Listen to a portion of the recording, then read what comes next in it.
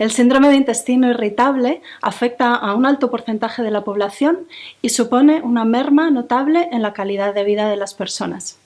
Poder entender de dónde viene y cuál es el mecanismo subyacente va a permitir tomar mejores pautas a la hora de tratarlo de una manera global y llevar a cabo cambios en los hábitos de vida que permitan mejorarlo. El síndrome de intestino irritable o síndrome de colon irritable o colon espástico, como se llamaba en el pasado, es un trastorno funcional del aparato digestivo que se caracteriza por la presencia de 3 síntomas: malestar abdominal, dolor incluso, meteorismo o lo que es lo mismo, gases, y alteraciones en el ritmo intestinal, estreñimiento, diarrea o ambos. Afecta a entre un 10 y un 20% de la población y supone entre el 30 y hasta el 50% de las consultas a especialistas en aparato digestivo. Es una de estas enfermedades que se denominan de diagnóstico de exclusión, que quiere decir que se diagnostica por la presencia de síntomas, hay una clínica con ausencia de pruebas objetivas alteradas. El famoso no tienes nada. No hay nada alterado en las pruebas funcionales, pero sí está habiendo una alteración funcional del aparato digestivo. Se trata de una enfermedad recurrente que cursa con periodos asintomáticos normales y recaídas periódicas, que tiene un impacto importante en la economía, con gastos por absentismo laboral y costes sanitarios. Y lo que es más importante, una repercusión importante en la calidad de vida y el bienestar de las personas que lo padecen. Las personas que sufren de intestino irritable tienen una peor calidad de vida incluso que las personas que tienen enfermedades importantes como el asma, la diabetes o las migrañas. El síndrome de intestino irritable no se considera una enfermedad médicamente grave e importante porque no supone una amenaza para la vida, pero sí una repercusión importante en el nivel de bienestar. Fue descrita por Hipócrates, el padre de la medicina, ya en el siglo V a.C. y descrita con los 3 síntomas característicos: el malestar abdominal o dolor, el meteorismo o gases y las alteraciones en el ritmo intestinal. Este es el dato significativo que define al síndrome de intestino irritable, la alteración, la irregularidad en el ritmo intestinal, que puede ser desde un estreñimiento hasta una diarrea o ambos alternando. Y de esta manera quedan descritos 3 subtipos: el síndrome de intestino irritable con estreñimiento, con diarrea, o el mixto, que tiene una alternancia entre estreñimiento y diarrea. Los criterios diagnósticos del síndrome de intestino irritable nos sirven para comprender el trasfondo y así poner un tratamiento causal que vaya al origen de la enfermedad. Y por eso las pautas habituales de tratamiento médico se limitan a aliviar los síntomas con antiespasmódicos, analgésicos, laxantes, antidiarreicos. Poder entender lo que subyace en el síndrome de intestino irritable permite hacer un tratamiento más global que vaya al origen y así ayude a curar y a mejorar esta condición e incluso a dar fuerza a tomar cambios en los hábitos de vida. Por eso me voy a detener a explicar las causas de esta enfermedad multifactorial. Hay muchos factores, muchas causas que influyen en el desarrollo del síndrome de intestino irritable, porque creo que si se entiende bien esto, entonces se pueden tomar mejores herramientas para el tratamiento o para llevar a cabo cambios en la alimentación o en el estilo de vida que ayuden a mejorar la condición del síndrome de intestino irritable. El síndrome de intestino irritable es una alteración multifactorial del aparato digestivo en la que se ven implicados la alimentación, la microbiota o flora intestinal, las infecciones, el sistema nervioso del aparato digestivo por un mecanismo de hipersensibilidad visceral, la inflamación, el estrés y factores psicosociales. Respecto a la dieta, lo más importante en una persona con síndrome de intestino irritable es detectar si hay algún grado de sensibilidad, intolerancia o alergia a determinados alimentos. Los más comunes son la leche, el trigo, el marisco, los huevos, los frutos secos, algunos pescados y la soja. Para hacer este diagnóstico se pueden utilizar distintas herramientas. Lo que está al alcance de todos y es más sencillo es hacer una dieta de exclusión. Sacar de la dieta durante días el alimento del que se sospecha que hay una reacción adversa, comprobar que los síntomas mejoran y volver a introducir el alimento y comprobar así cómo reaparece la clínica. Eso dirá que ese alimento está relacionado con los síntomas. También hay pruebas de laboratorio, por ejemplo, para hacer una detección de intolerancia a la lactosa, que es lo más común, se puede hacer un test del aliento o un test de enzimo inmunoanálisis por absorción en sangre para determinados alimentos de los que se sospeche que hay intolerancia alimentaria. Respecto a la dieta también hay que tener en cuenta que es necesario un buen aporte de fibra, porque la fibra alimenta a nuestras bacterias intestinales sanas y además favorece la formación de las heces y con eso un buen tránsito intestinal. Y también es muy importante hacer una dieta libre de alimentos con herbicidas y pesticidas, porque estos tóxicos suponen una irritación para la mucosa intestinal y un daño para la flora intestinal. En las personas con síndrome de intestino irritable se ha observado una alteración de la microbiota, de la flora intestinal, con un desequilibrio, una mayor cantidad de flora del tipo anaeróbico y una menor cantidad de bacterias del tipo Lactobacillus y Bifidobacterium. Esto es importante porque está relacionado con procesos de fermentación que se asocian con el desarrollo de gases, de distensión, de hinchazón abdominal y dolor. Relacionado con el desequilibrio de la flora intestinal, entra en juego el tercer factor relacionado con las causas del síndrome de intestino irritable, que son las infecciones intestinales. Hasta un 25-30% de las personas con síndrome de intestino irritable debutan tras una infección intestinal. Y esto está mediado por el desequilibrio en la flora intestinal, en la microbiota, y además por un proceso de inflamación en la mucosa intestinal, por el daño que causan esos agentes patógenos, esos agentes lesivos para nuestra salud, que produce una alteración en el sistema nervioso de la pared intestinal que favorece la hipersensibilidad visceral. El sistema nervioso del aparato digestivo es un segundo cerebro, encargado de controlar todo el proceso de la digestión. Detecta nutrientes. Esto es muy bonito, no solo hay detectores del sabor en la lengua, por ejemplo, o en la boca, sino también en el intestino. Hay sensores del sabor dulce a lo largo de la pared del tubo digestivo y esto tiene que ver con la secreción a insulina cuando comemos alimentos dulces, por ejemplo. Controla que se lleve a cabo correctamente la digestión, que tenga lugar una correcta motilidad y una correcta presión a lo largo de la pared del tubo digestivo. Es el agente encargado de supervisar que todo se lleve a cabo correctamente.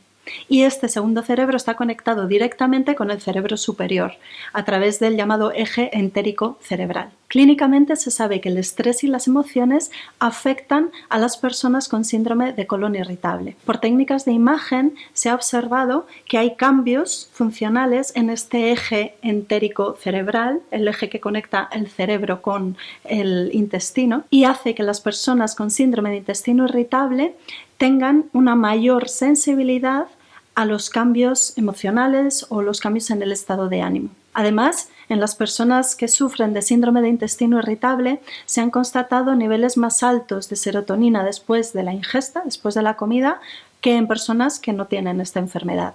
Y estos altos niveles de serotonina, un neurotransmisor característico del sistema nervioso, produce una aceleración del vaciamiento gástrico, una mayor motilidad del intestino, más contracciones y con ello un tránsito acelerado del alimento a través del tubo digestivo y también una mayor percepción del dolor. Esta hipersensibilidad visceral de las personas que sufren síndrome de intestino irritable se ve acentuada además cuando hay algún proceso de inflamación. La inflamación en el intestino irrita o afecta a las fibras nerviosas de la pared intestinal y eso acentúa la sensibilidad visceral, esa hipersensibilidad. El estrés es otro factor clave en el desarrollo del síndrome de intestino irritable.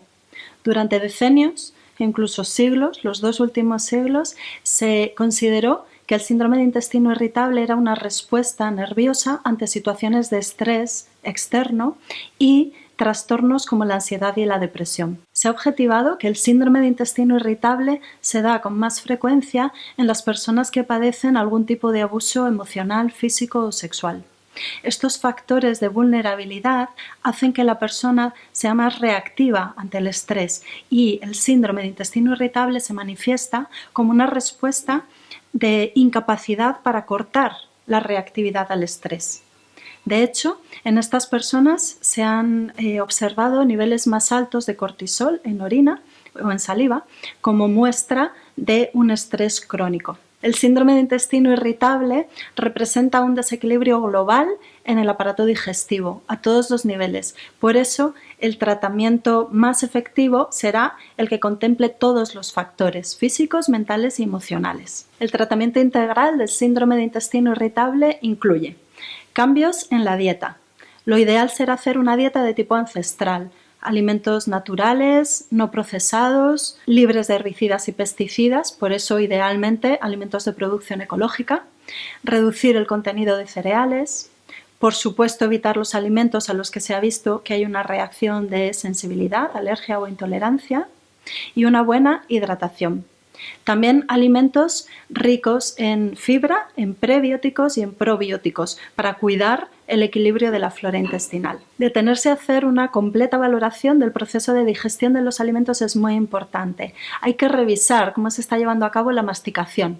Hay que tomarse tiempo para comer y masticar, triturar bien el alimento e insalivarlo bien, porque la digestión empieza en la boca y hay que facilitar a nuestro aparato digestivo todo el proceso. Otro aspecto muy importante en este sentido es el aporte de enzimas digestivas en caso necesario, porque por un agotamiento del páncreas o por la atrofia de la mucosa intestinal que da una baja señal de estimulación para la secreción de enzimas por el páncreas, puede haber un proceso enlentecido de la digestión.